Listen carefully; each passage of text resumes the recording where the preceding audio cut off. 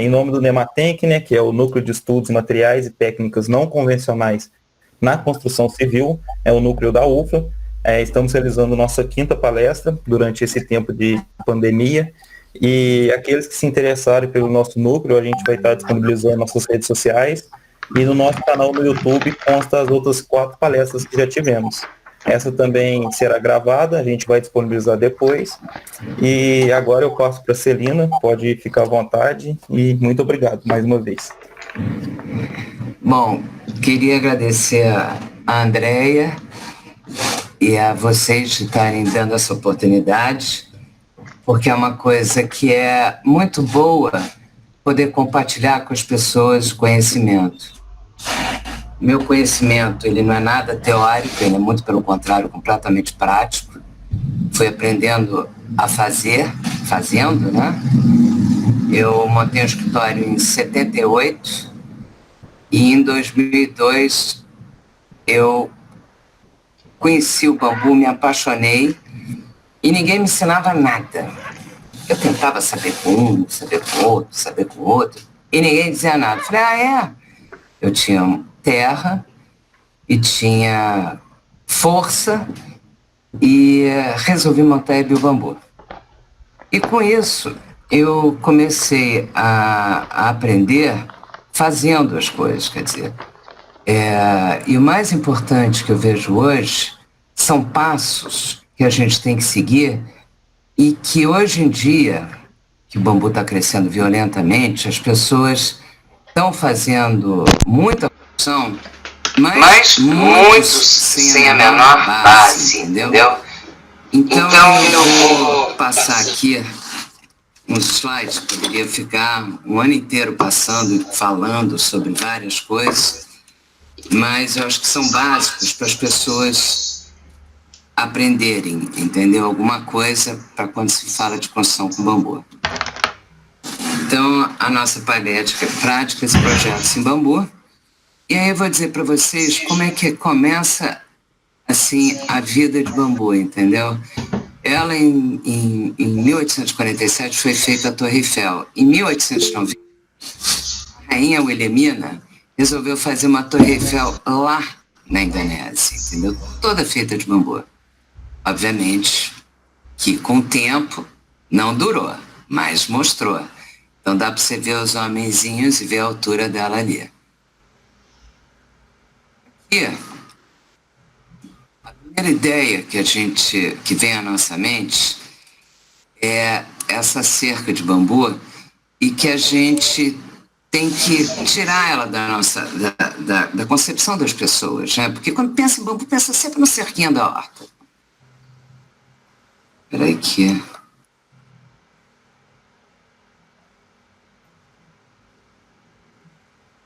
E aí nós temos as vantagens e desvantagens que a gente encontra. Então as vantagens são recursos renováveis e autossustentáveis, mão de obra que não precisa ser especializada, as ferramentas são simples, se você estiver no meio da floresta você consegue fazer uma cabana de bambu, se você tiver máquinas, aí você vai embora. Conforto apropriado no interior, período curto de construção e construção de baixo custo quando você tem um bambu. E as desvantagens é falta de tradição na nossa cultura, no uso do material pela população carente, porque eles não gostam, porque dá uma ideia de pobreza, quando de repente você esquece que ele pode esconder todo o bambu e ficar que nem qualquer outra casa, tendo todo um conforto. Falta para os órgãos públicos credibilidade, interesse pelo conhecimento da tecnologia e certificação e reconhecimento com linhas de crédito. E ainda não ser mencionado nos códigos de construção, estamos teremos as nossas normas, o que vai nos ajudar imensamente. Então a Biobambu, que eu montei, foi sempre visando ter um intercâmbio do meio científico com a prática para garantir que o conhecimento gerado na universidade chegue à sociedade. Porque na faculdade você estuda e tem muito pouca prática, a meu ver. Aí aqui, toda obra de bambu, você tem vezes que você tem que empurrar o carro. Pra você ter uma ideia, só subia se eu sentasse lá na frente, sou eu aquela de vermelho lá. Isso aqui, no meio da Amazônia, você andando no meio da Amazônia, e você mete o pé na lama. Isso aqui, para você ver se está funcionando, não adianta você mandar. Eu nunca consegui mandar.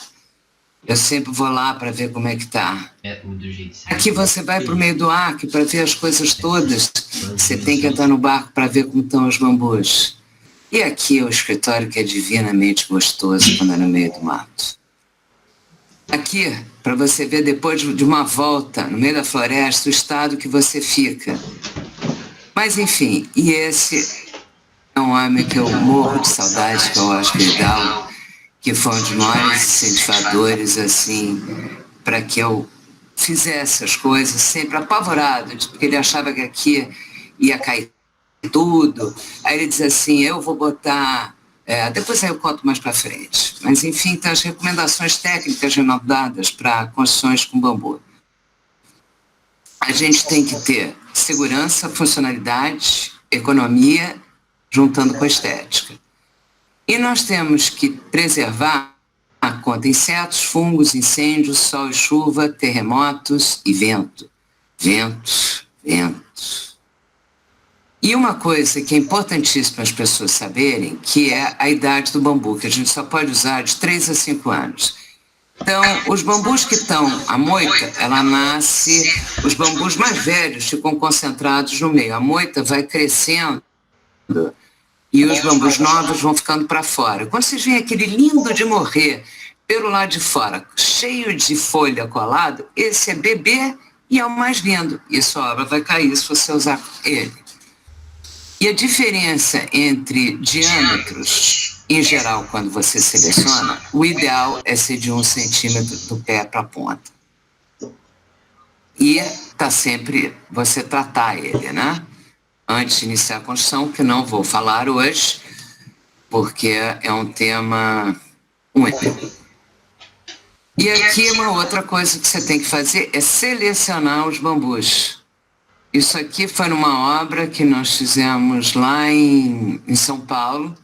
Chegamos lá, o caminhão, o rapaz falou assim, não, os caminhões estão bons, então vocês veem o bolo da direita, esse bolo que estava aí, era um bolo que estava ruim, o do meio estava médio e o da esquerda estava bom. Isso aqui foi também no Acre, eu tendo que, numa das minhas idas, porque eu sempre cismei que eu tinha que ver o material, porque é de muita responsabilidade da gente você fazer a obra e de repente vem um caminhão que você paga uma fortuna e chegam os caminhões que dá para vocês verem aí, que é um bambu, que as folhas caulinares estavam secas, estavam coladas e eles tiraram. Então eu refoguei esse bambu. A primeira coisa a se fazer, quando chega na obra, é você escolher os bambus e vai medindo. E você vai aprumando as colunas, né? Sempre, né? Então, para você poder começar. Isso aqui é a parte de fundação que depois que eu entrei no bambu eu passei a fazer. Eu simplifiquei muito. As pessoas usam cada fundação gigantesca, entendeu? Quando não é preciso, simplifiquei passando a usar manilhas com concreto ciclópico e você põe ferros que seguram a sua estrutura. Essa casa, como era uma das primeiras que eu estava fazendo, e a estrutura, eu botei por dentro um tubo metálico para poder garantir que nada acontecesse, porque nem eu tinha experiência o suficiente para poder garantir. Então eu coloquei esses tubos por dentro e essa casa que está aí do lado com a manilha pintadinha ali assim. A outra coisa é quando eu usei laje a primeira vez e eu tinha um calculista que morro de saudade e ele só olhava para mim e dizia assim, eu não entendo nada de bambu. Eu falei, você entende sim, você vai ter que entender. Então isso aqui era uma obra que foi feita também em 2004, acho, que foi Tinguá, e que a gente fez um rasgo no chão, botou um concreto ciclópico, botou um tijolinho, botamos as esperas do ferro 516 para subir, E ele falou assim, pode colocar laje por cima, mas aí as pessoas sempre ficam com medo e acabam botando uma cinta em cima do tijolo. Assim foi feita, tá vendo? As esperas dos bambus. Aqui é uma outra estrutura também que eu fiz de piso e que todo mundo, quando vê e lembrava daquela estrutura de Simão, todo mundo quer fazer uma. Então eu resolvi fazer uma no norte. Então isso aqui, o Simão usa cobre e eu usava Coca-Cola PET. Mas, bom, aí aqui está a estrutura que foi feita em cima dessa fundação que vocês viram. Então, o ideal é ter sempre 50 centímetros, mas algumas vezes não dá. Então, você põe 30 centímetros, no mínimo. E você tem sempre que colocar, o ideal é você colocar uns copinhos. Esse daqui que está do lado esquerdo, as de cobre, são de Simão lá na Colômbia. Essa que está aqui é na Biobambu, usando uma Coca PET e pintada com tinta de cobre só para dizer que parecia. Então, e aqui embaixo são umas luminárias viradas ao contrário que eu passei a usar para bambus. Ela tem que estar sempre por cima de uma base de concreto. Nunca enterrado. Nunca. Never. Tá vendo? Então, você pega, que você com uma estrutura de concreto, você consegue, os esforços ficam divididos aí, né? Uma outra coisa que também é muito importante, que o maior castigo que tem do bambu chama-se sol. Sol da manhã e sol da tarde. Quando as pessoas me perguntam assim, você não está construindo muito mais assim os pilares com bambu? Eu digo não. A parte de baixo, hoje em dia, eu construo com eucalipto. Mas aprendi o seguinte, que 1/3 da altura tem que ser o seu beiral. Então, por isso, os beirais grandes que a gente usa, entendeu? Tá vendo aqui, ó? São sempre beirais grandes. Quanto menos sol bater na parte de baixo do bambu, é melhor. Quando você usa muito, isso aqui é sol da manhã, foi um outro aprendizado. E aí é o seguinte, quando a gente põe os bambus deitados, o ideal é sempre furar os entrenós, porque se furar os entrenós, o ar passa. Porque de manhã faz frio e de manhã, conforme vai esquentando, o vapor vai saindo e ele tem por onde sair. Se ele não tem por onde sair, ele estoura. E você aqui do lado direito, que você tem essa fundação, você põe, nem que seja para o momento da concretagem, você coloca uma braçadeira para firmar bem, e aí ele fica moldado dentro da quantidade, com a quantidade de concreto que ele vai ter. Tá vendo o que acontece? Se a gente furar, só furar, olha que coisa simples. A outra coisa também é vocês saberem quando é que usa o dendrocálamos. Por exemplo, o dendrocálamos usa 3/8. O moçô usa 5/16. Porque depende da espessura da parede. Então, você não pode padronizar. Porque senão vai dar problema. Isso aqui são os painéis de travamento que você deve ter numa construção grande, ou nos cantos da casa, ou no meio da casa. Aí você coloca esses travamentos, que são os bambus, seja com o que for, seja com terra, com emboço de cimento e areia, do que for, entendeu?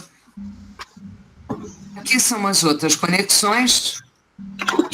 Isso aqui é lá do Simão, feito com rizomas, e vocês veem que nem ele, nessa época, ele já não gostava mais de usar muita madeira. Se vocês forem ver as construções feitas hoje pelo Simão, a grande maioria é feita com madeira.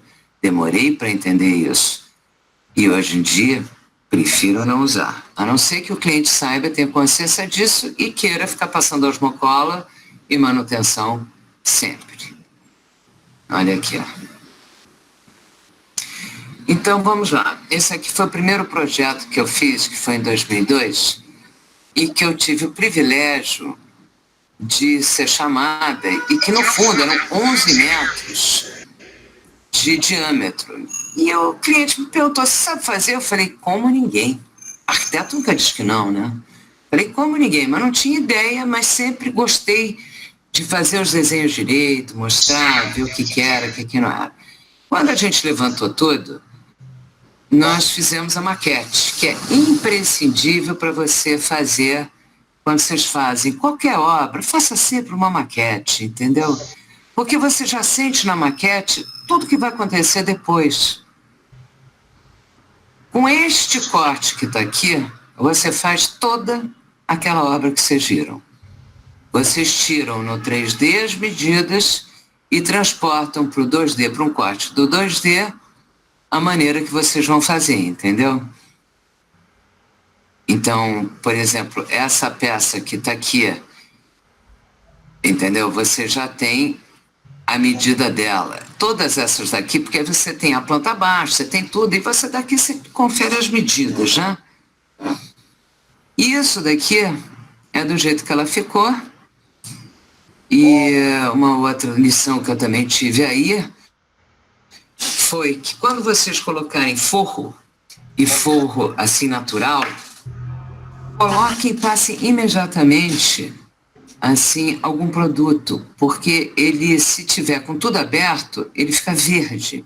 Já devem ter tido experiências com isso, né? Mas é uma boa lição essa daí, que se eu tivesse tido, eu não teria quase infartado.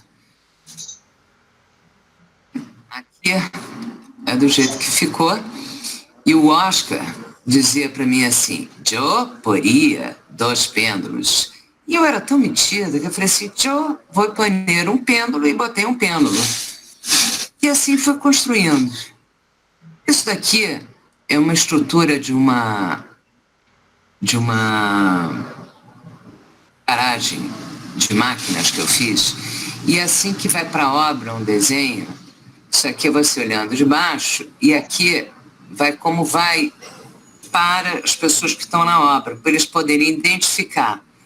Antes de começar a obra qualquer, eu já faço um romaneio, que é medir, por exemplo, a peça vermelha, eu tenho 10 da peça vermelha, eu tenho 20 da peça verde, tenho 30 da peça azul. Então, quando eu começo uma obra, ela chega um caminhão, eu já separo todas as peças. Então, digamos assim, uma peça tem aqui, vamos ver, acho que tem aqui. Tá vendo? Isso aqui é aquela obra que ficou pronta. É que nenhuma das obras eu tenho ela inacabado, assim, porque acabo depois nunca mais voltando, graças a Deus, né? Vou para tomar café, mas aí não tiro fotos, assim.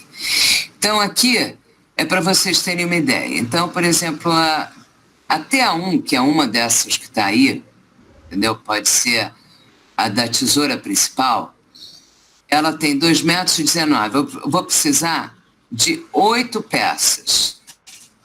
Então, essa que está aqui, é essa verdezinha aqui. Essa TB1, não sei o que lá, é essa preta. E essa TCTC2 é essa outra que está aqui também. Então, na realidade, se o bambu diz que é 2,19, eu vou, na hora que eu estou separando os bambus e vou cortar, eu posso cortar eles todos, mas eu considero sempre que eu tenho que ter bocas. Então, se eu tiver um entrenó que tenha, eu vou até os 2,19, mas eu deixo sempre a mais, porque a obra nenhum santo constrói com a mesma medida, entendeu? Então, você sempre deixa ele maior. Aqui estão as peças, tá vendo? Então, isso tudo vai para a obra, que simplifique muito para quem está executando, e principalmente que muitas vezes você não está lá. Você não estando lá, você consegue falar com quem está na obra, falando sobre a peça verde, sobre a peça preta, sobre a peça vermelha. E essa aqui, aquele desenho, é essa que está aí assim. Então, dá para ver que você pode fazer isso. Então, tá vendo aqui? Digamos, aquela peça assim, só para voltar bem atrás aqui. Essa peça preta que está aqui, que tem 1,87, para vocês entenderem, também é tudo muito rápido. Então, eu tenho que ter 1,87, seria daqui para cá. Mas você deixa pelo menos mais 10 e mais 10, sabendo sempre que você tem que estar muito perto do nó. Então, você vai fazendo, você vai separando o teu material. Outra coisa, não se deve nunca usar cavilhas permanentemente, entendeu? Porque o bambu muitas vezes não está seco, ele shrink, deu um branco aqui. Enfim, não é bom usar. A outra coisa são as cordas. As cordas você pode usar de poliéster trançada e não de propileno, porque de propileno estraga. E estraga mesmo. E elas têm que ter sempre alma. Então isso aqui é uma das amarrações que a gente fez numa das caças cores, assim. A outra coisa, que tem muitas pessoas que acham que bambu é madeira. E bambu não é madeira. Esses são os cortes que são absolutamente proibidos de você usar em bambu. Não funciona. Funciona para madeira. Outra coisa que você pode pegar é cavilhar os peitoris. Não tem problema nenhum. Pode cavilhar tudo. Coisas que não requeram muita... Que não ande, entendeu? Então, os pilares, por exemplo, já é mais difícil, mas você pode prender o peitoril nos pilares.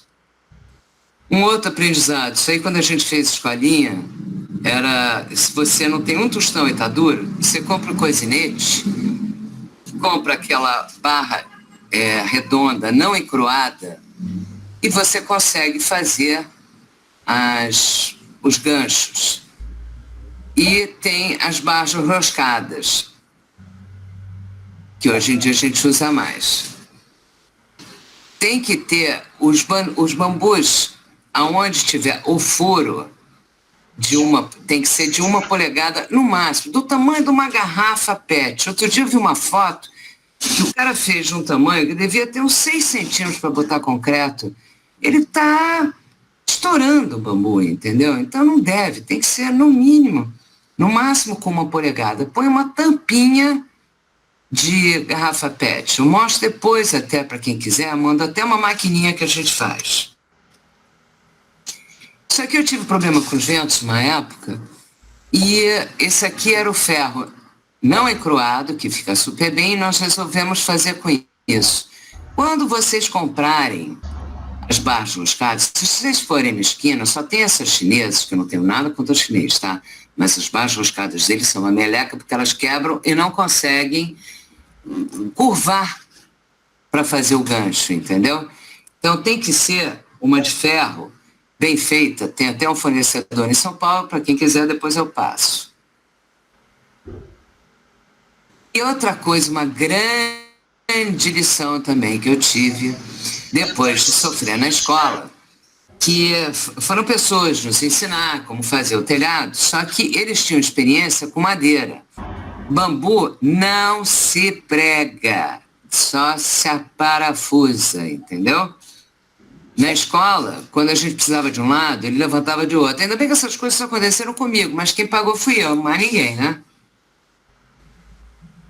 Aí os fechamentos, você pode usar conjunto, esterija de bambu, tela de arame, e não deve fixar-se nos bambus da estrutura principal com prego. Você sempre usa um bambu secundário. Foi onde a gente adotou o princípio de usar sempre um bambu do lado. Então tá, gasta bambu? Gasto bambu. Mas também sei que não vai acontecer nada. Aqui estão os ganchos que todo mundo conhece. E aqui deve ser uma coisa, que isso aqui vocês têm que guardar, que é o seguinte. Vocês têm o bambu, que tem 30 centímetros, tá? Digamos. Então, vocês quando forem fazer... Peraí, deixa eu botar aqui. Então, todos os cortes devem ser feitos 1/3 entre nó. Ele tem que ser o mais próximo possível do nó. Ele tem que ser ou aqui, nunca no meio, porque no meio ele vai rachar. Vai rachar e não deve. E você pode fazer pertinho também do lado de cá. Óbvio que você falar assim, vai cair minha construção se eu fizer um? Não, mas não se deve fazer. Aqui são os cortes que todo mundo conhece, né? Que aí tá a boca, aqui tá a boca de tubarão e a boca de caimã. E todas as... E faltou a boca de pescado. Cadê a boca de pescado? Sumiu a boca de pescado. Todo mundo sabe que para você ver como se usa a serra-copa você vai botar em cima do bambu que você está usando para saber qual é o diâmetro que você vai usar. De vez em quando você pode usar um pouquinho maior, um pouquinho menor, mas nunca uma de 5 para cortar um bambu de 10, entendeu? Aí estão as maneiras de fazer o gancho, né? E que isso, vocês praticando, vão ver como faz. E onde veio para a boca de pescado, tá? Então aqui a boca de pescado, a boca de caimã, que é perigosíssima. E aqui a boca de tubarão. Então, o princípio básico que todo mundo sabe, a gente tem a estrutura principal, tem a soleira interna, que é para o lado de cá, e tem a soleira externa, que é a do lado de fora. Aqui são as 3 soleiras, tá? A soleira interna, ela segura todos os bambus para o lado de dentro da casa. Todos. E a soleira externa, todos os bambus que vão segurar, as mãos que vão segurar o beiral do lado de fora. Então vamos aos encaixes, né? Então aqui foi onde falei para vocês que eu comecei a adotar meu princípio, foi uma das primeiras obras que eu fiz, e que eu comecei a adotar história de usar 3 bambus em vez de 1, porque eu não sabia qual era a procedência. Muitas vezes a gente usa um e nenhum é a mesma coisa. Então, o entufamento, isso aqui foi lá na escola em 2002, quando a gente aprendia da maneira mais simples, que você pega um bambu nas mesmas bitolas e você põe um por dentro. E você, muitas vezes, você tem que pegar e passar com machado, é uma chatice, e você põe com cavilha, e hoje em dia a gente põe com barra roscada, que é mais fácil. Isso aqui é só para você entender, um entufamento, mas, é um entufamento, mas com dimensões um pouco menor, não fica tão bonito. O ideal é você sempre buscar com a mesma dimensão. Quando você não entufa, olha o que acontece, tá vendo? A obra fica solta. Muitos anos atrás, eu fui chamado para fazer essa obra, e um ano depois, eu fui por um acaso, passei pela obra, quando eu vi que eles não tinham entufado os bambus, entendeu? O que aconteceu? Tiveram que trocar as estruturas todas. Dá para vocês verem que aqui não está entufado, aqui não está entufado, aqui não está entufado, então nada estava junto. Então, a amarração com fita metálica, entendeu? Para você poder prender e entufar com aquele bambu que eu mostrei para vocês. Aqui são várias maneiras de vocês conectarem os bambus todos. É que estou misturando pilar com viga, mas para todo mesmo se você precisar. Isso aqui é vivos alemães. Aqui, ó, várias maneiras. E aqui com 3 bambus. Isso aqui era uma experiência que eu fiz em 2003 e que eu usava essa boca a boca de caimã. E que desde então eu tenho pavor. Porque ela pega, ela abre. E vocês devem ter isso e vocês devem ver que isso acontece. Não é que a gente queira, mas é que ela abre, é uma mão frágil. Então, quando eu vejo as pessoas construindo com isso, me dá desespero, entendeu? Porque não deve. Olha o que acontece com ela. Quando eu vi isso aqui, eu fui para o Equador em 2005, 2006, e tive com o tio Jensen, que é um professor. E falei para ele da minha preocupação, de que isso não era uma coisa boa, essa obra está toda consertada, ficou lá tudo direitinho, não troquei nada, botei braçadeiras e pronto, mas não gostei. E não recomendo nunca que use, porque com o tempo acontece isso.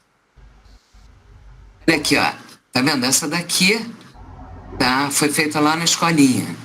Ela tá lá toda direitinha. Outro erro que as pessoas estão fazendo, isso aqui é um erro absurdo, porque na realidade, se vocês forem ver aqui, o que tem que segurar é essa mãozona que está aqui, ela tinha que estar segurando esta peça que está aqui. As pessoas estão fazendo sem noção, quer dizer, na realidade, o que está segurando essa peça simplesmente é essa peça que está aqui e um gancho que deve, um parafuso que deve ter passado para cá. Você vai dizer, é uma telha leve. Não importa, não pode. Ela tem que ser apoiada por baixo. Aqui, tá vendo? Isso é um apoio da peça, isso é um apoio. E não isso. Então isso aqui, quando eu vi, não quer dizer que as pessoas que estejam fazendo, que estão acostumadérrimas, sabem fazer. Elas têm que ter uma indicação, você tem que ter um acompanhamento. Tinham pessoas que sabiam, que fizeram essa obra, que conheciam muito de bambu, mas faltou acompanhamento. Aqui é a maneira que tem que ser feita, elas têm que ser apoiadas por baixo. Todas por baixo, tá vendo? Não pode ser daquele jeito.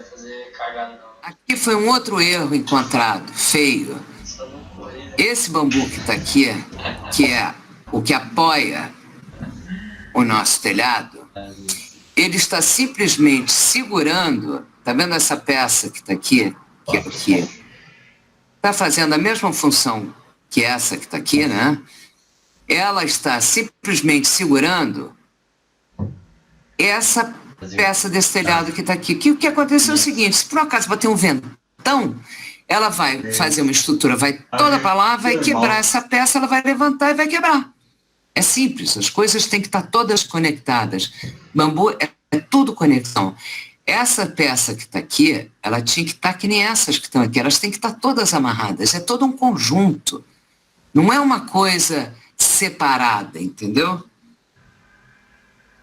Olha aqui, tudo tem que ser apoiado. Não existe bambu sem apoio. As conexões aqui, usando a boca de caimã, que eu não recomendo, não recomendo. Isso aqui foi feito na escola em 2004. Aqui já foi quando eu fui para a Colômbia, em 2003, para fazer o taller do Simão Vélez, que eu tive essa oportunidade, e tive uma outra grande lição, que isso daqui foi todo feito em balanço, e é fantástico. Mas, para não ter efeito de êmbolo, ele lá em cima, ele corre uns vergalhõezinhos, pode ser de um quarto, bem fininho mesmo, bem vagabundo, só para cruzar, para não ter efeito de êmbolo, entendeu? Quando você colocar, porque você coloca aqui, o Simão usa muito concreto, sem sombra nenhuma de dúvida, mas tem momentos que você precisa botar, se você tiver com uma terça de 8 metros, o ideal de vez em quando você colocar é principalmente o balanço do jeito que estava, né? Então, quando você vê, tá vendo esses ferrinhos que estão aqui, ó? São esses ferrinhos todos que estão aqui, ó. Olha eles aí. Tá vendo? Depois você corta e ninguém vê, fica lindo, maravilhoso, você pega, pendura, fica dependurada lá em cima sem problemas. Isso éramos todos nós fazendo para poder ver como funcionava. E isso tudo para vocês verem a quem tem que fura com uma broca de 5 centímetros, olha o tamanho dos furinhos, é de uma garrafa. Então, quem fez vai botar carapuça e outro vai botar carapuça e não use mais. Isso aqui são conexões bem encaixadas, ela tem que estar bem pousada, entendeu? Ela tem que estar bem encaixada, tá vendo? São bem encaixadas. Isso tudo é antes de cortar os parafusos, que aliás é uma das coisas com muita perda, entendeu? Porque as pessoas pensam em sequência, então cortam 10, 10, 10, 10, muitas vezes é 8, 8, 8, 8. Aqui, ó, estão bem encaixadas. Então, o maior perigo quando ela não está encaixada é porque quando ela está pendurada, tá vendo isso que está aqui? Ela vai quebrar, ela vai rachar aqui. Se ela estiver cortada pela orelhinha, ela acontece isso daqui.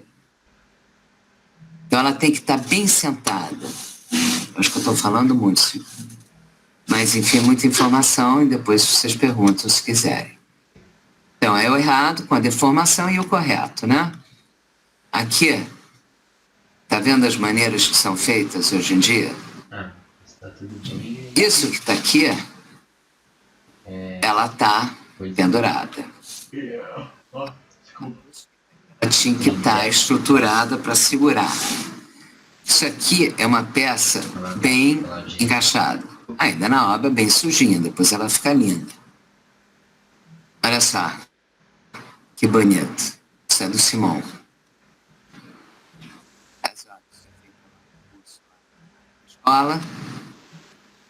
Na escola também, sei lá no quiosque.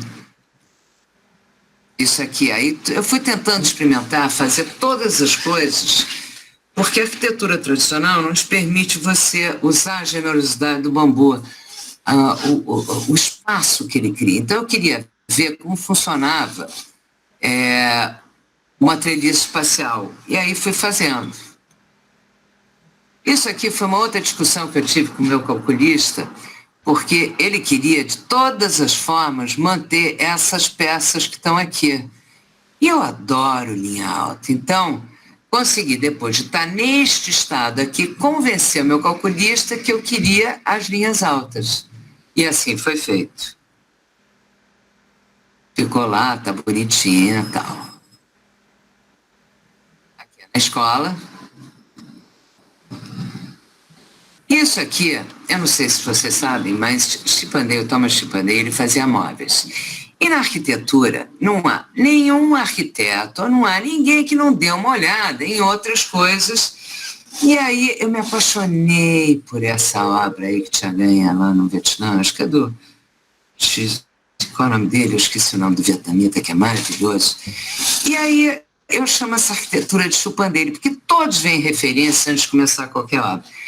E sempre fiz todas as minhas obras fundamentadas em fotografias. Nunca tive oportunidade muito de ter um calculista que me dizia, porque vinha me perguntava tanta coisa complicada, que eu falava assim, não dá. Então, aí em cima disso, eu fiz esse projeto, que foi a Casa Cor, que foi o primeiro projeto que eu comecei a fazer curvas com bambu, usando o Filostax. Mas consegui. Essas peças, até eu entender, que nem o Taj Mahal, que você tem que usar o bambu ao contrário. Porque o lugar de maior flexão dele é exatamente a ponta dele. A ponta dos bambus são barbas. Se você virar ele de cabeça para baixo, você consegue começar a curvar os bambus, entendeu? Então aqui foi uma experiência que eu fiz em 50 dias, que eu quase morri, quase infartei. Meu calculista ia lá, eu dizia assim, não sei por que está quebrando isso aqui, porque eu tinha feito o desenho. E no desenho, tem horas que você tem que adequar, porque você tem uma resistência, um cálculo aí, viva os professores que sabem dizer exatamente, mas que eu nunca tive essa oportunidade de fazer com nenhum calculista, digamos, me assessorando. Eu sempre pedi consultoria. Então, esses projetos de estrutura são todos meus e que fui calculando a vida inteira, porque também tinha um background de muitos anos de construção, né? Aqui, olha que beleza. Mas penei. E para ficar bonito, isso aqui que parecia uma favela, Isso aqui eu fui pegando e fui botando corta de 4 milímetros que enrolei. Passaram quase 5 dias enrolando para ficar com essa carinha que vocês estão vendo aí. Aqui foi a primeira experiência que eu usava e amei. Isso aqui já foi uma outra experiência em que eu usei o ferro como estrutura principal, mas como pilares, e botei umas vigas, porque a estrutura era grande e o cliente se sentia seguro se tivesse. Mas o que segura a minha estrutura total de ferro são os bambus. Eu tive lá agora, em 2018, que é a primeira lição que eu tive exatamente com as cordas que eu falei para vocês, que tem que ser de poliéster e que os bambus intactos e as cordas tinham estragado. Troquei, ficou, tá lá funcionando, maravilhoso e tal, mas bambu, perfeito. Aqui, ó, vocês veem que é o que segurei. Aí, quando eu estava fazendo a obra, o engenheiro olhou para mim e disse assim, isso tudo ainda não vai segurar. Eu falei, vai segurar, deixa. Aí foi feito aqui assim. Isso aqui foi uma outra experiência, eu voltando também da Índia, que tinha tido o Congresso Mundial, e aprendi, eu queria fazer, obviamente, uma cúpula, né? Mas eu não tinha a menor noção, porque que toda vez que eu colocava esse bambuzinho, ele quebrava. E quebrava. Hoje em dia, eu uso bambu recém-cortado da mata para poder fazer, mas eu tinha que fazer. Então, pegamos os bambus que davam para a gente fazer, e coloquei com ripas e o teste comigo aqui em cima funcionando. Agora, vou falar para vocês. Playground feito em bambu, jamais. É porque eu estava muito em cima, não encontrei para depois mostrar as fotos para vocês como ficou. Mas quando fiz com todas as recomendações, com tudo que pode, que não pode. Mas bambu não pode tomar chuva. Pode ser que o guádua aguente mais, mas o moçô não recomendo nem com essa forte. E aqui estamos aí do bambu, que é aqui que vocês têm que ir um dia lá conhecer. Aqui está a escola. O lema da escola é quando escutei, esqueci. Como assim? Eles não estão conseguindo? Aprendi. Aqui é o rio que cruza a fazenda. Eles estão com o e-mail que fez a inscrição. A primeira escola, né?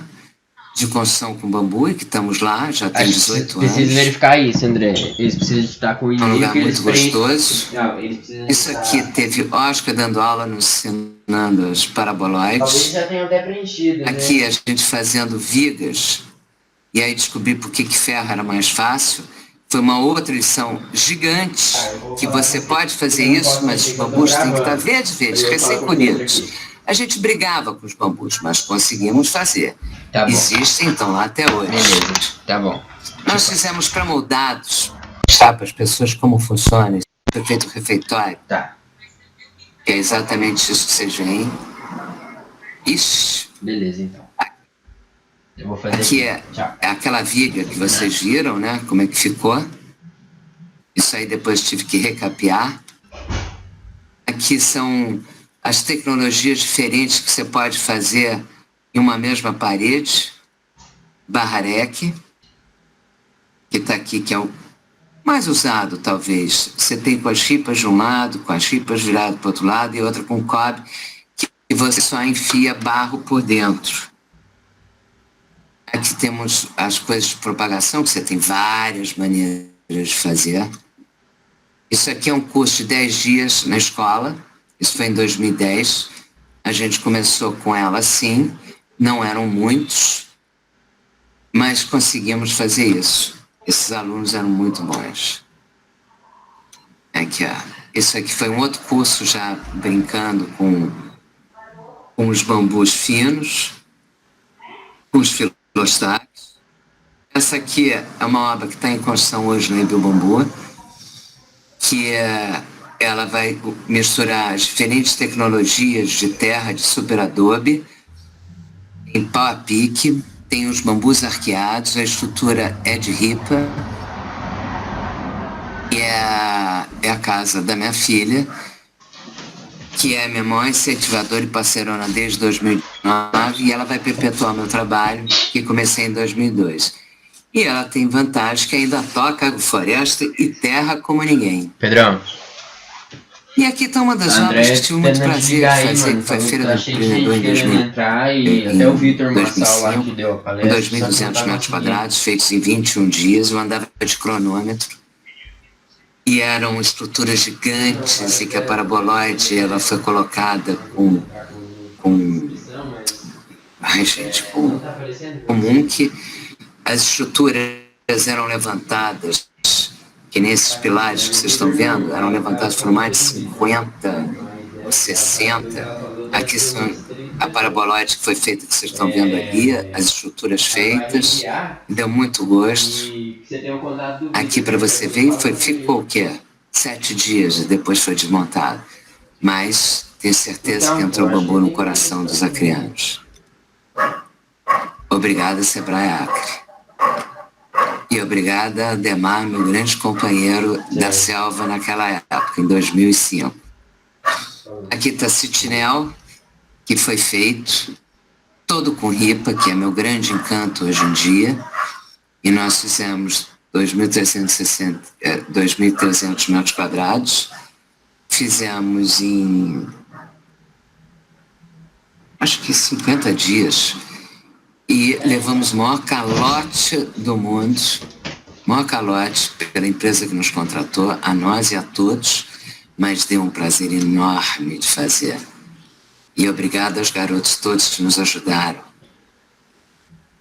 Olha que beleza. Tudo com ripa e com lycra. E muito helma e muita corda.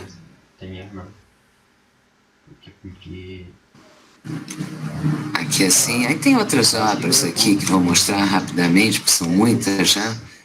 Essas foram feitas muitas estruturas aqui, professor Normando, meu grande incentivador também de quando eu estava lá. O centro de Tinguá, que foi feito, que é com telhado de grama, que foi minha experiência. Aqui estão aqueles travamentos que eu falei para vocês que tem que ter, tá vendo? Aqui vocês têm que ter, nem que seja desse jeito. No meio, eu estava começando, eu queria usar tudo que eu aprendi. O telhado por cima. Aqui internamente, várias lições com telhado de grama. E hoje em dia aprendi a fazer telhado de grama, mas demorei. E aí, Mel? Casa feita em 2006, que era toda de bambu. Uma varanda que eu adoro, em 2014. Também com os bambus arqueados. E hoje, agora, estou na fase dos bambus arqueados e das ripas. Aqui uma obra que eu fiz milhões de anos, mas que eu gosto. Agora, para atender a demanda do futuro, viveiro, campo de propagação e plantar. Plantar. E tchau para vocês. Mas me manda notícias. Comigo tá tudo bem aqui, tá? Eu interrompi o compartilhamento. Bem mais Saiu de trás. Celina? Eu saí daqui, como é que entra? Peraí. Tá. Tá vendo, pessoal? Professor Normando! Muito bom. Olha aí, gostei demais, viu? Você Muito gostou bom. Você gostou de ver que até botei você. Eu achei que você não ia estar aqui hoje, não, hein? Não, tô acompanhando aí desde o início, viu? Bacana você. É pena que é corrido, né? Mas você mostrou uns detalhes aí que não se deve usar. Isso eu acho que é importantíssimo. Isso para os nossos alunos. Mas é que, bonitinhamente, eu não sei falar. Vocês é que tem que botar isso em palavras. Tá certo. Muito bom, viu? Parabéns. Gostei demais. E aí? Eu não tô vendo nada disso aqui, não. Celina. Enê, tudo bom? Celina, muito bom. Você não mostrou aquela obra que depois eu fotografei para você, depois de acabada? Meu filho, obra lá de Portugal, né? Aquela, é muito interessante aquele pavilhão lá do Cruzeiro, do Ives Cruzeiro, né? Pois é. É isso. Eu não sou nada professoral, entendeu? Hoje, quando eu peguei, eu resolvi que eu ia botar mais coisas, mas obviamente ficaram muitas outras coisas. Bom. E aí? Celina.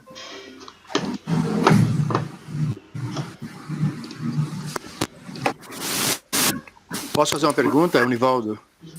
Pode. Ô, Celina, você Pode sim, Nivaldo. Né, Tá, obrigado, Pedro. Sobre a boca de caimã. Mesmo, eu chamo de embuchamento, mesmo usando um embuchamento, não é recomendável. Qual? Fala de novo. Aquelas, as mãos francesas que você usa ali, no caso, a boca de caimã. Olha só, Nivaldo. Tá. Sim. Entendeu? Olha só, anos atrás, eu vi os alemães fazendo obras com muito pouco encaixe. É porque, obviamente, eu não tive esse preparo para poder pegar, mas eu prometo que mando para vocês e disponibilizo. Desde 2004, as construções feitas na escola. E as que melhor se assentam e que não tem problema nenhum são as mãos todas ou de tubarão ou de pescado. Não dá. A de caimã tem que ser muito bem feita porque ela racha. Então, quando eu vejo as pessoas fazendo um pilar e uma peça com boca de caimã, ela vai rachar. Entendeu? Ela vai rachar. Sim, eu digo, mas assim, ó, se você fizer um embuchamento nela. O professor, que era bárbaro, e todos davam assessoria, e ele disse assim, esquece, não funciona. Porque os do bambu da escola, que eu tinha água corrente, tinha tudo, via que ficavam esquisitos. Falei, quer saber, tem alguém que está estudando, não sou eu sou arquiteta, entendeu? Se ele diz que não, aí foi quando a gente partiu para esses novos métodos, e foi quando começou a própria escola, que estava lotado de dinodécitos, lotado. Celina, eu acho que você devia explicar para a galera como é seu tratamento, que você fura o internode, uma injeçãozinha, explique, porque eu acho que a maioria não conhece, só quem a gente que já conhece sabe. Mas o pessoal em geral acho que não sabe como é esse seu tratamento. É interessante. Tá, eu vou procurar aqui. Explicando. O que eu vou explicar, eu vou tentar encontrar aqui. Eu tenho uma palestra que vai mostrar, mas eu tenho aqui, vou mostrar já. Peraí. Que aí vai dar para você ver do que se trata o tratamento. Só um segundinho.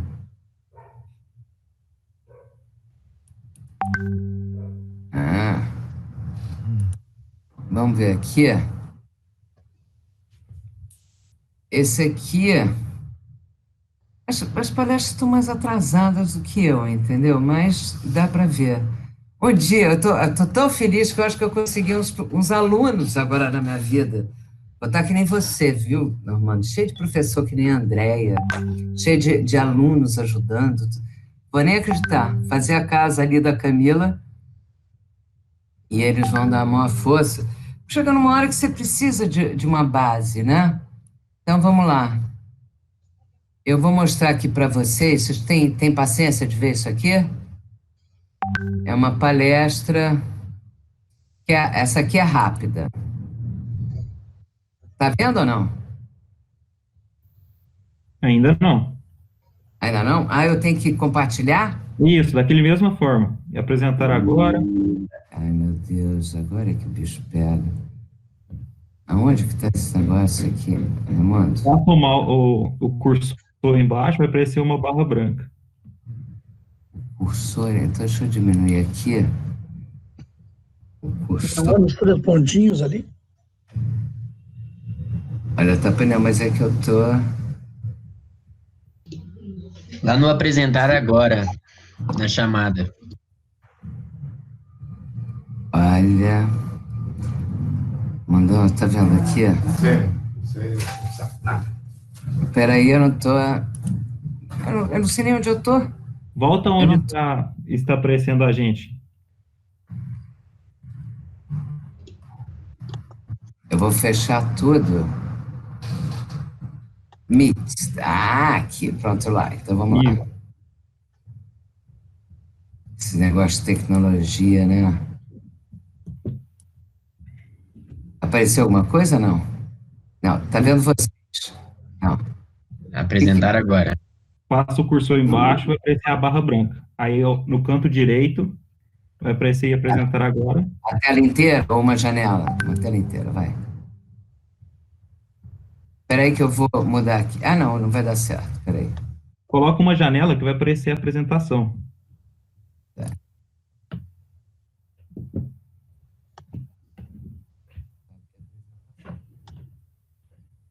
Então vamos lá. Essa palestra é uma palestra que, no fundo, é a mesma coisa aqui, ó. Então, a preservação é um elemento ante fatores que possam alterar sua condição e características iniciais, forma, qualidade, cor, resistência, tá certo? Celina. Aquilo que eu já falei, a natureza, sua resistência que opõe aos agentes substituidores e se pode aumentar mediante procedimentos de corte, manejo, procedimentos artificiais complementares. Celina, desculpa te incomodar. Que não conseguiu apresentar ainda não. Ainda não? Não, você tem que clicar no apresentar agora, uma janela e selecionar a apresentação. Ai, meu Deus, onde é que você está de novo? Esse negócio é uma crenca, viu? O compartilhamento. Eu estou compartilhando? Ainda não. Não. Clica no centro da imagem, Celina. Apresentar agora. Isso. Uma janela. Clica no centro da imagem. E apresentar agora? Isso.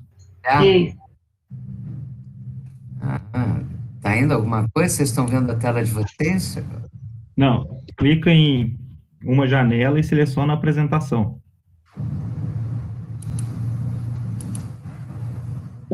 Não. Não? Tá? Não, ainda não.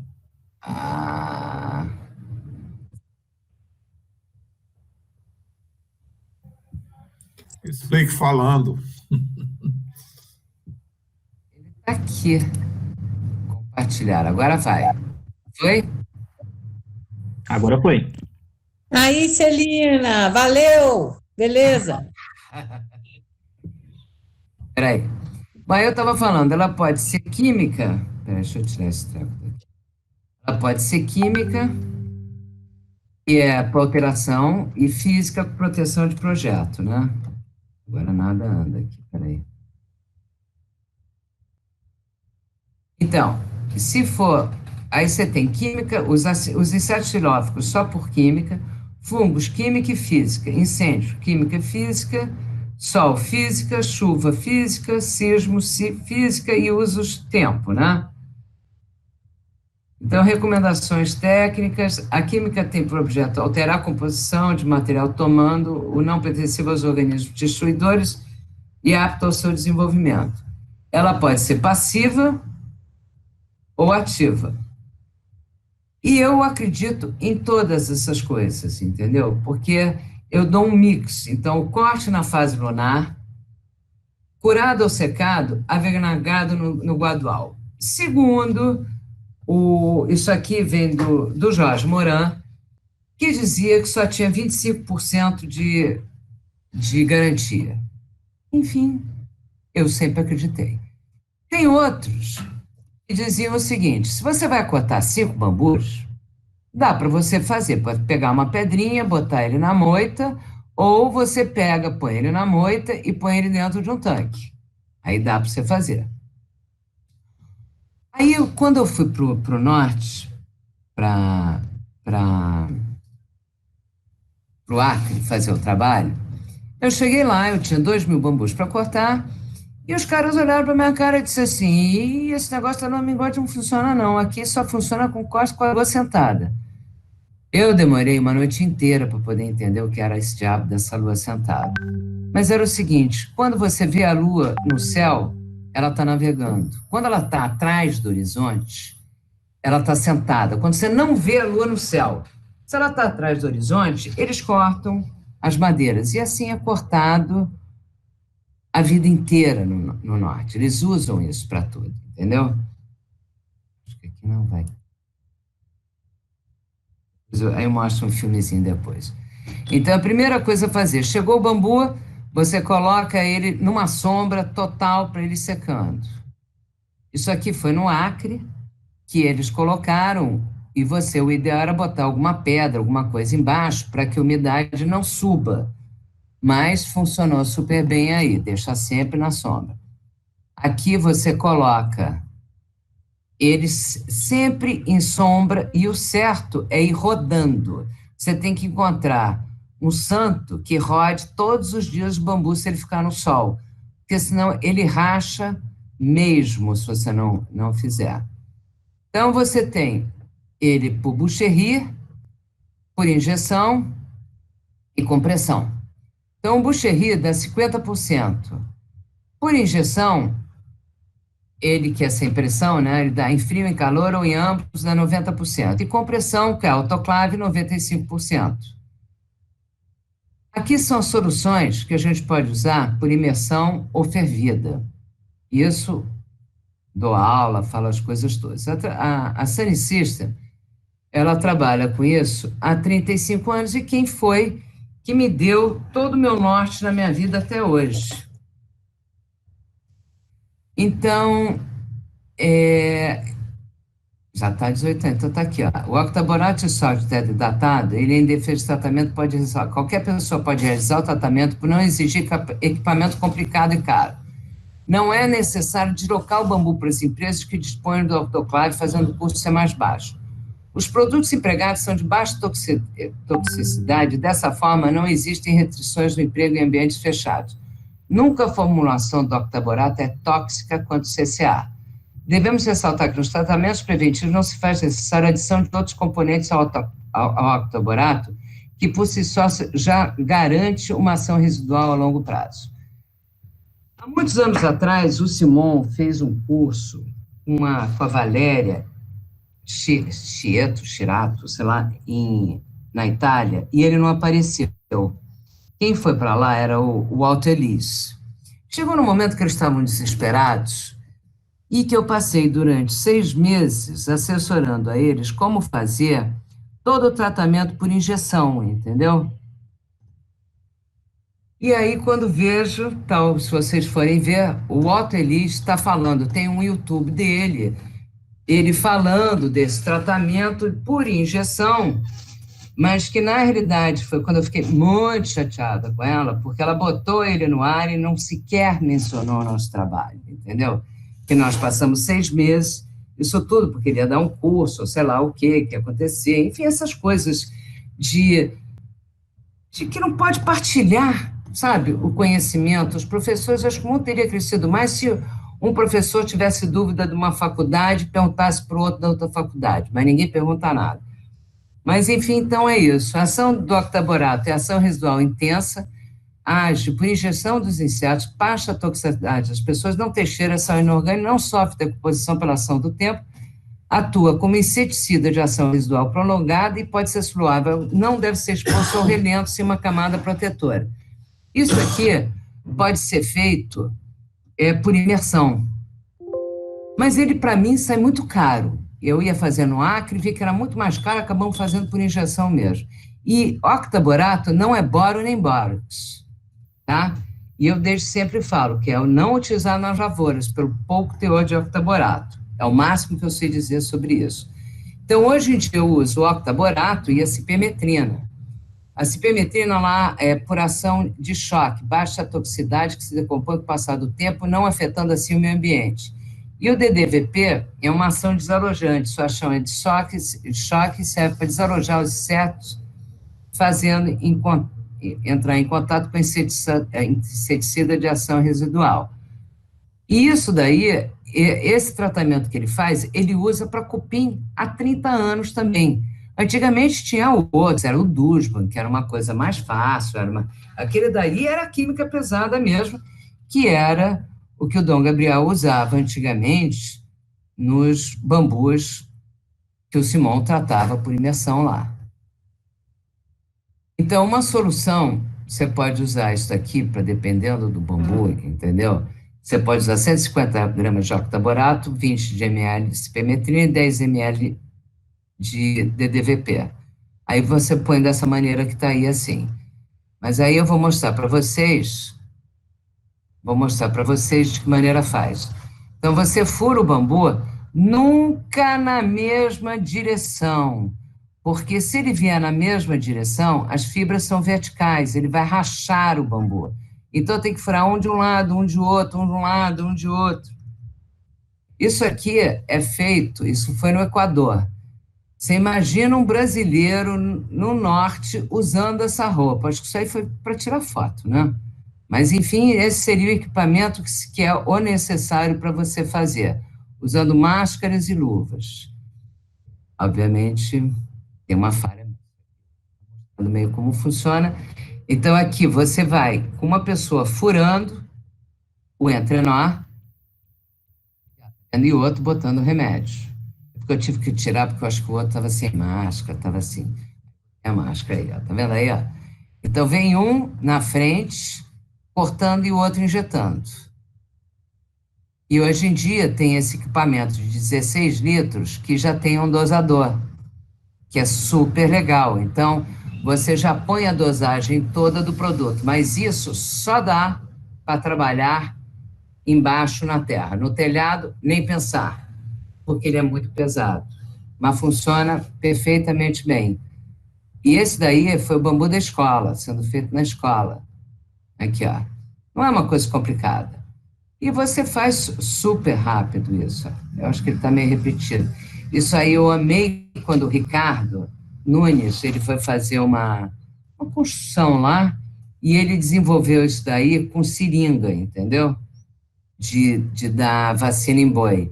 Mas hoje em dia a gente já tem aquele outro que é muito mais fácil, né? Você já carrega 16 litros, ou você vai nos seus 5 litros mesmo e vê se o dosador dá. Isso na escola. Rafael, grande Rafael, isso aqui foi lá em Piracaia, fazendo todo o tratamento. Então, você vê que você vai furando, tinha um que ia furando, para a gente ter rapidez, vai um furando e outro injetando, entendeu? Que aí é rápido. E, para completar, porque nós tínhamos, toda a história de bambu no Brasil é complicada. Nós compramos os bambus, o cara desapareceu com os bambus, os meninos ficaram tendo que ficar lá naquele lago, vocês viram, eles acabaram tendo que ficar lá para tirar o restante do bambu, e era uma construção pública, chegaram atrasados os bambus. Então, para acelerar o processo, a gente tratava por injeção, e nós queimávamos os bambus também, entendeu? Aqui, ó, queimava os bambus. E aqui é uma outra forma de tratamento que faz isso aí era um moço pequeno.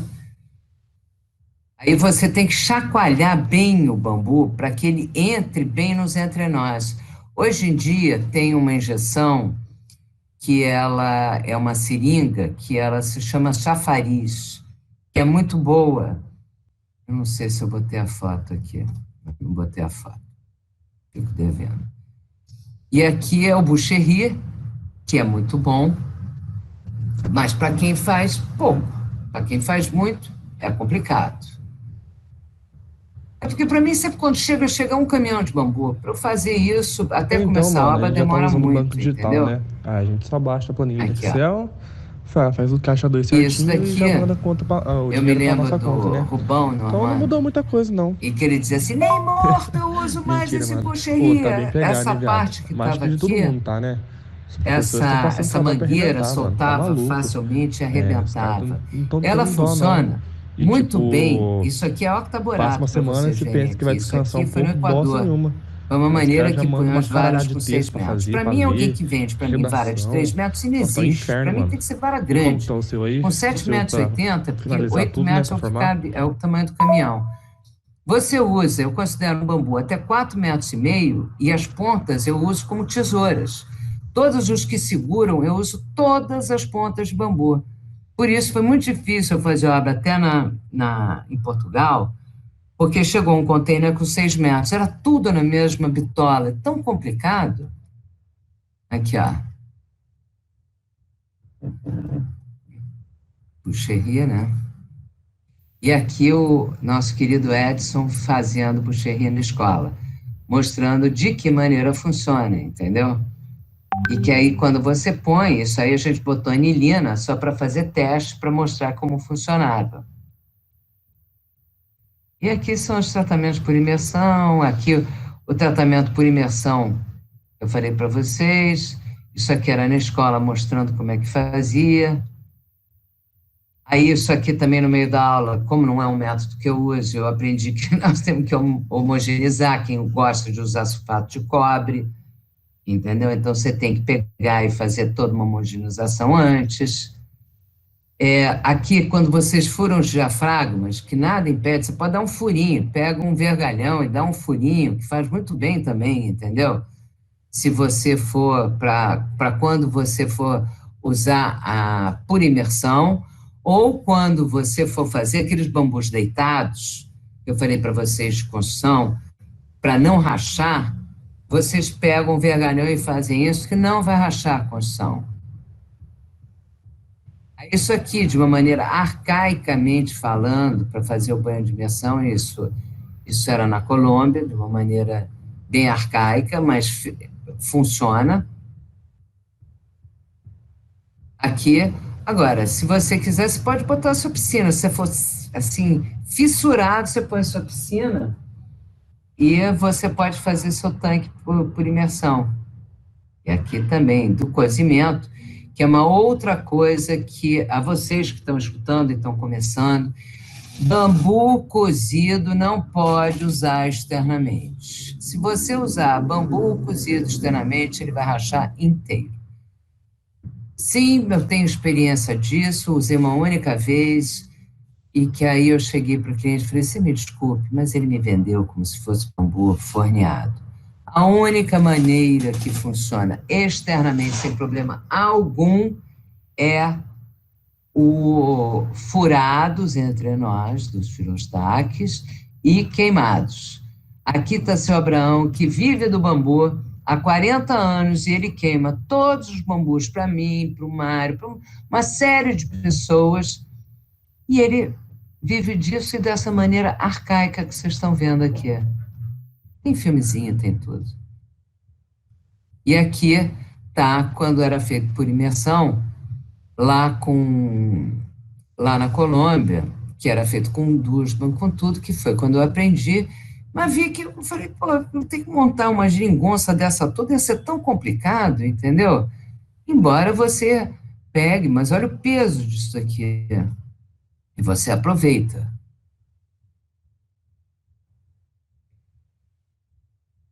E aqui foi por defumação, que também o Simão e o Marcelo Villegas começaram a usar, e depois viram que era alimento para o bambu.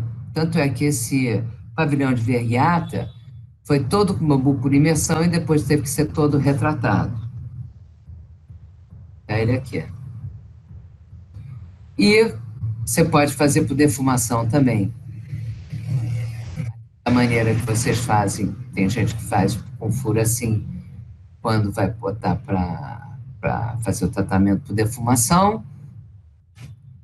Meu filho, cada um faz do jeito que quer. Eu gosto por injeção. E o ideal, depois que eles sequem, é você pegar e colocar eles numa estufa. Pagas.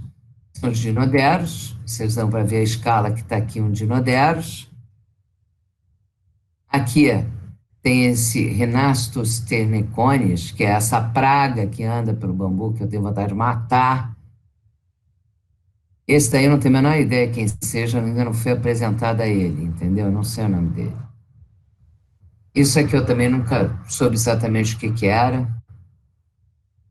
E aqui é o nosso tigrão. E eu acho que tem todos que aprenderam a conviver. Você levou um bambu que não foi tratado e veio de algum lugar que tinha um tigrão, tem jeito não. Entendeu? Então a gente vai convivendo. Mas não em obra de cliente, que não pode, né? E aqui são os estragos causados pela silhueta estigma, que é o que acontece quando você tem os furos grandes no bambu. Isso tem bastante nas florestas. Aqui é causado por esse caloterme, sei lá o que é. aqui também quando acontece isso aí nos bambus, isso é uma das coisas que acontece com esse silhueta. As formigas destroem. A taquara, que quem tem, quer dizer, o Roberto Magno sabe bem disso aí, porque aconteceu bastante com ele lá. Isso aqui depois eu vim descobrir que eram folhas. Isso aqui era um nutriente que faltava, que eu não sei, eu acho que eu não tenho. Isso aqui é uma palestra que eu acho que eu não terminei. E esse inseto que eu gostaria de saber como é que atrofia. Mas, enfim, aí eu já entrei em outras dúvidas minhas que nada tem a ver com tratamento. Mas esse é um inseto que eu sei lá o que acontece. Isso é bom para você, né, Enê? Você deve estar gostando disso, né? Isso aí eu tirei lá no Acre. Olha o tamanho desse bicho que saiu do bambu. Casumbá no Acre. Então, pronto. Isso aqui com isso acho que a gente pode... Porque aí depois muita coisa se repete e, de repente, tá bom, não, isso daqui já tá bacana. Agora, onde eles estão?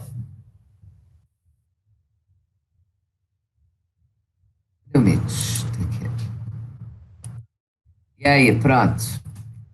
Viram aí? Sim. Valeu as dicas. Obrigado. Gostou, Enê? Deixa eu dizer uma coisa. Aquele inseto que você não sabe quem é, aquele é o legítimo serrador. Né? É ele que corta as pontas do bambu? Ele corta, mas isso, para quem constrói com bambu, não deve se preocupar com esse inseto. Ele só ataca bambu como planta. Eu sei disso. Não, isso aqui era uma palestra que não foi terminada, entendeu? Ela misturou com uma outra. Mas para você, isso eu tinha que mandar para você. Bom, aquele inseto é o Oncideres degiani. Então vou te mandar eles. Oncideres é o primeiro nome dele. Ele tem no meu blog a descrição sobre ele. Aquele é o legítimo serrador porque ele tem o aparelho bucal para fazer para serrar o bambu. O outro que você mencionou anteriormente é o Rhinastus sternicornis. Ele faz pequenos furos, aquele não tem aparelho serrador. Ele faz pequenos furos em volta do bambu, um ao ladinho do outro, e derruba a vara, da mesma forma que o serrador faz. E ambos põem ovos dentro da vara que caiu. Quer dizer que, na realidade, do pedaço da vara que caiu, na realidade, eles não têm implicação nenhuma que venha a preocupar os construtores. Não, os construtores eu não estava. Isso aqui era só de curiosidade que eu fui passando. É isso aí. É isso. Enfim, espero que vocês tenham gostado e que eu tenha conseguido passar para vocês um pouco do que eu aprendi. Celina, uma perguntinha a mais que eu sempre tenho dúvida. Com relação ao furo que você faz para a injeção, esse furo depois ele é fechado com o quê? Primeiro. Outra segunda F12. pergunta. F12. F12. É uma cola? F12 é uma massinha que você compra, que você tem vários tons do bambu. Não tem resina. Pega sabonete IP, entendeu? Faz uma melequinha e passa. Eu tenho aqui, eu acho que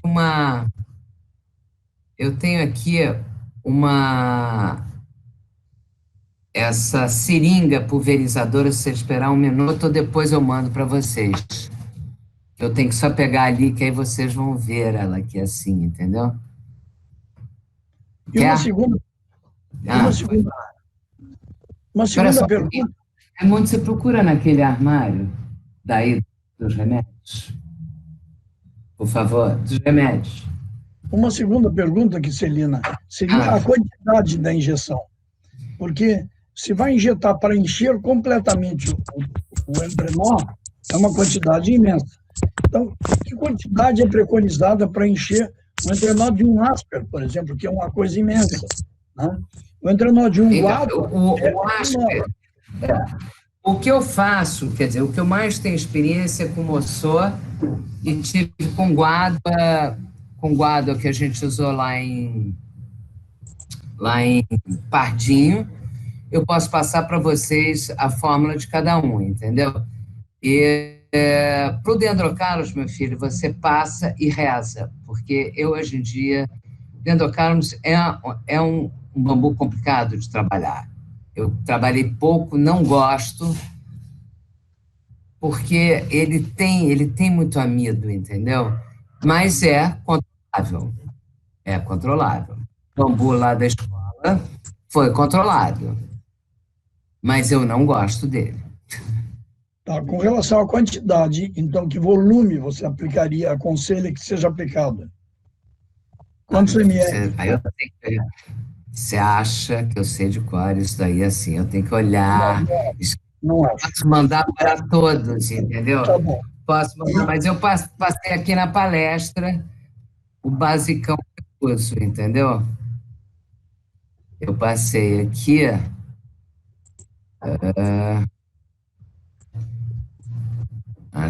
aqui, ó.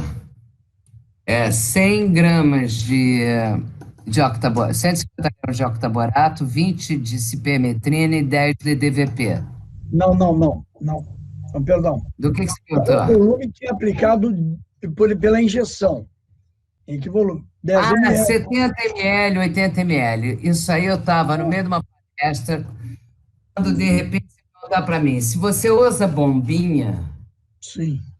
Entendeu? Porque aí eu cheguei, alguém me perguntou, eu falei assim, fica meio esquisito, né? Você falar assim no meio de um seminário, falar uma bombada, ninguém entende muito, né? Mas é mais ou menos isso, mas dá em torno de 80 ml, 70 ml. Então o volume é grande, numa construção grande. Meu filho, eu não economizo.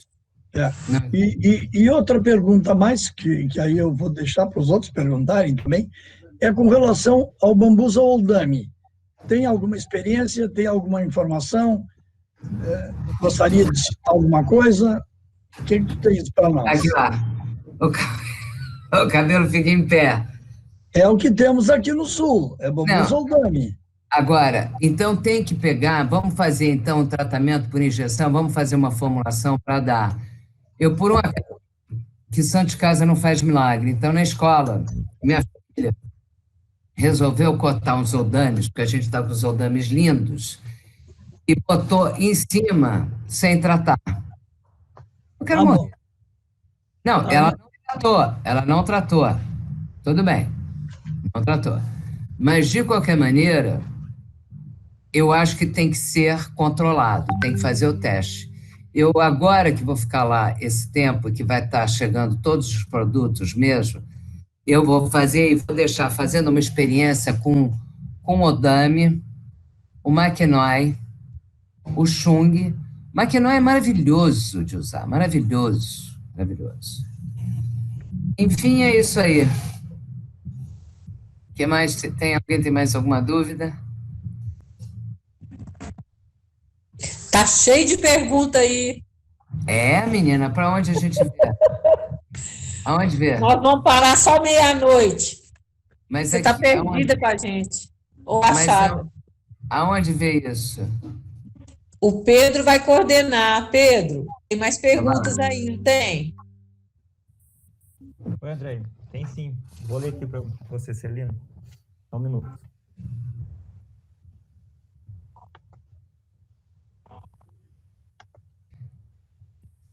O que foi?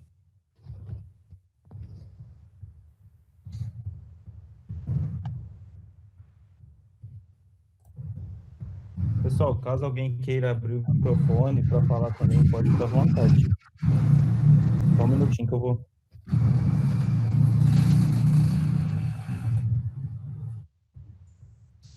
Enquanto ele vê as perguntas, Celina, eu disponibilizo o meu blog, que tem uma boa visibilidade, para colocar o resultado desses oldames que você vai testar lá na sua escola. Tá bom. Eu gostaria de divulgar... Diz os outros bambus. Diz os outros que você quer. Nós temos estamos beirando 45 mil acessos no nosso blog agora. Então, eu gostaria de colocar à disposição para que nós, ao termos os resultados do seu teste sobre o bambus oldame, que eu tenho um artigo específico sobre ele nesse blog, disponibilizar ali os resultados do seu teste. Eu acho ótimo, mas quanto tempo eu tenho que fazer esse teste? São uns 3 meses já, 4 meses. Bom, esse artigo eu levei 8 ou 10 anos para escrever, então não vai fazer diferença. Agora, bambus oldame é maravilhoso, né? É uma peça tão bonita, né? Já usou, Nivaldo?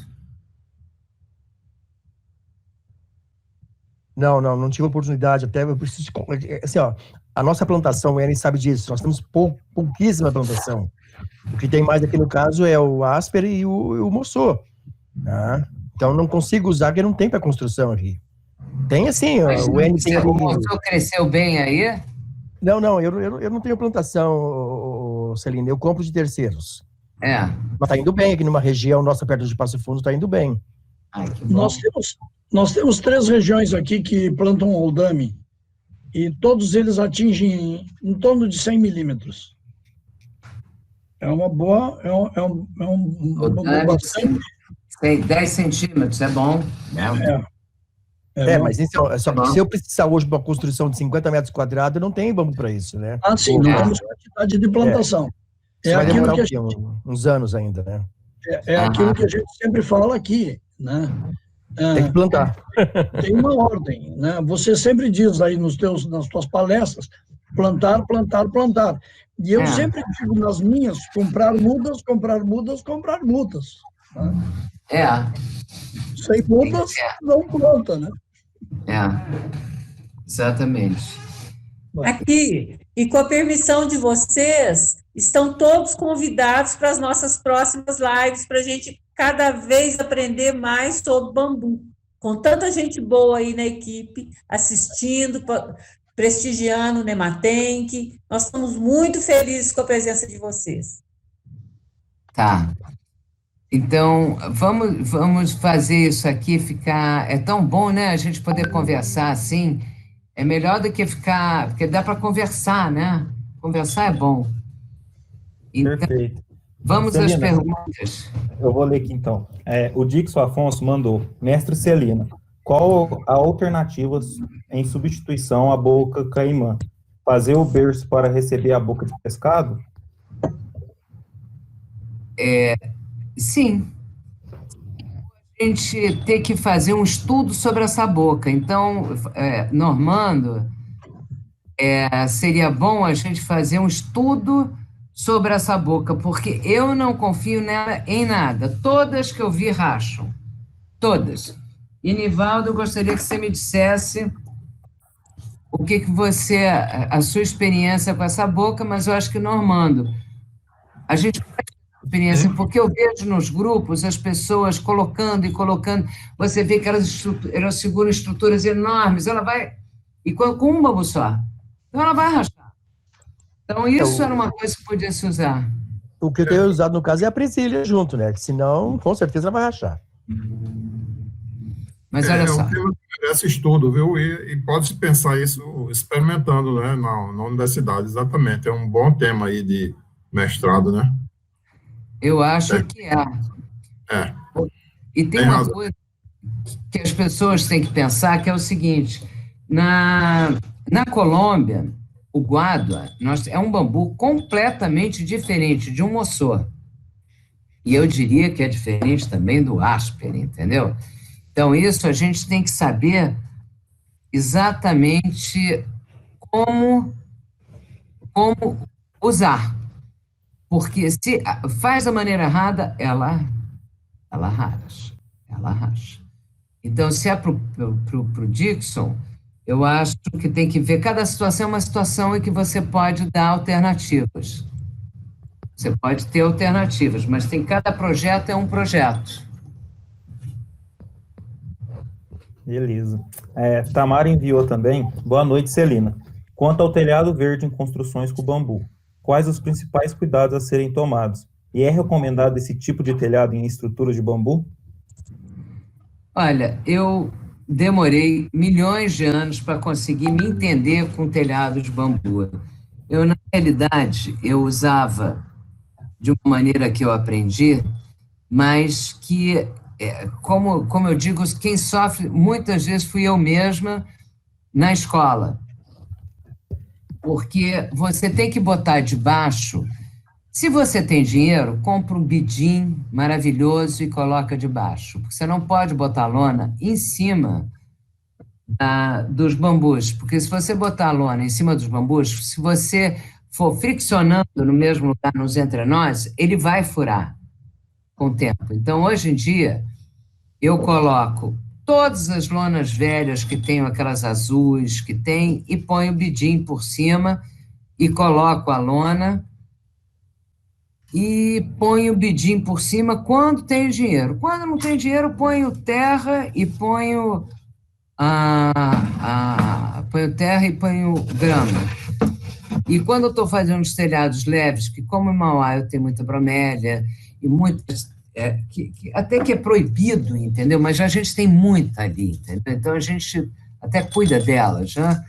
A gente põe ela com a lona e põe bidim e põe as bromélias ou aquelas plantas todas que dão em cima de pedras, entendeu? Então elas vão todas lá para cima, trapoeiradas, você põe amendoim, você põe de tudo. A gente está fazendo depois eu mando o nosso telhado lá de cima que a gente vê do quarto. Perfeito. Com que os furos são fechados no tratamento por injeção? Então, com F12, tem dinheiro? Tem. Não tem dinheiro? Pega sabão IP, aquele mais molinho, baratinho, faz uma massinha e vai tapando. Ponto. O que mais?